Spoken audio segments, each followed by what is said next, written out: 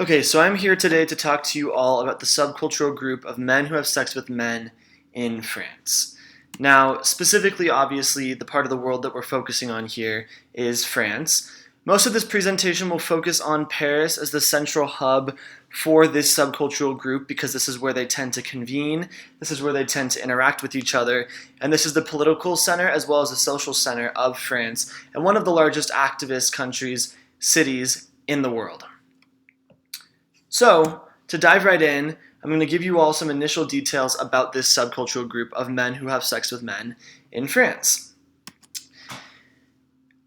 Narrowing down the location a little bit, as you saw earlier, I did circle the location of France on the map.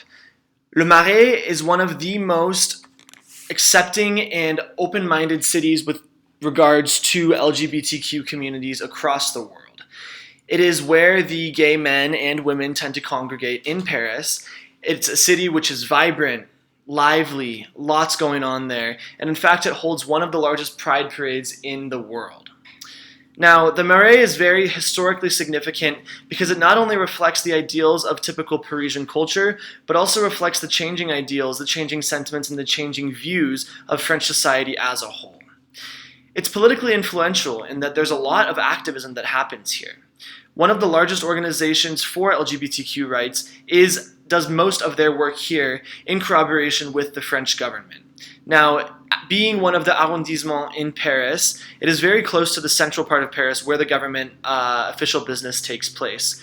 So naturally, it's very influential in the political sphere. And finally, it's a global hub.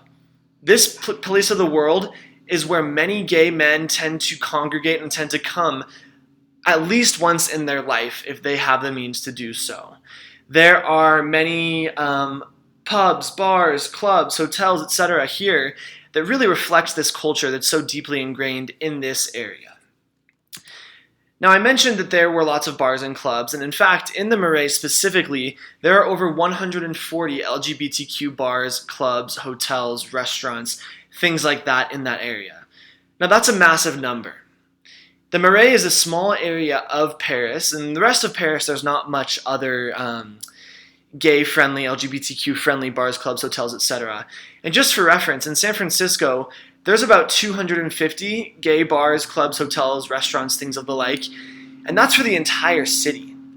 This 140-plus figure is focusing just on one section, one small part of the entire Paris city.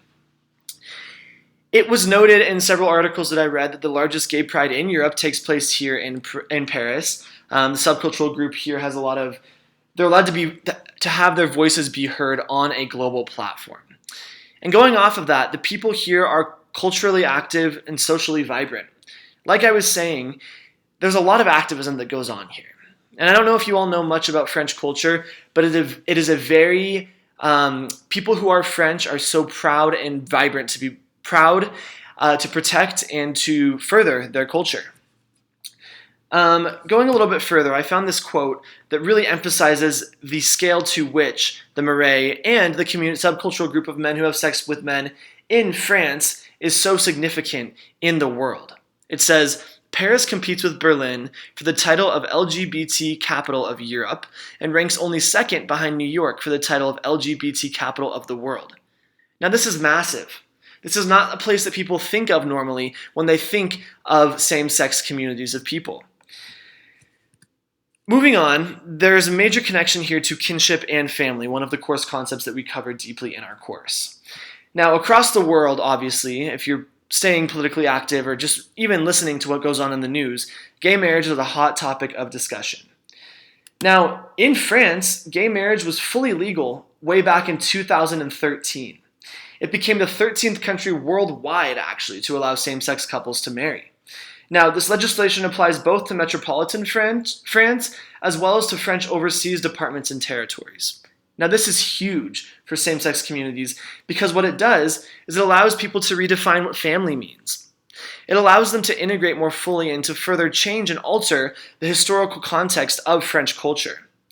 Now, within this, though, there are some implications. And polygamy and polyamory happens to be very rampant in these areas. Men love to have sex with other men, and multiple partners are very frequent, specifically of the subcultural group here in France. To sum it all up, France is a great example of the fact that love is love. That no matter what policy gets in the way, no matter what your history or your culture says about how you should act, nothing will change one's feelings towards one another. And all it takes is a larger global conversation to make sure we are moving towards the right direction. Thank you.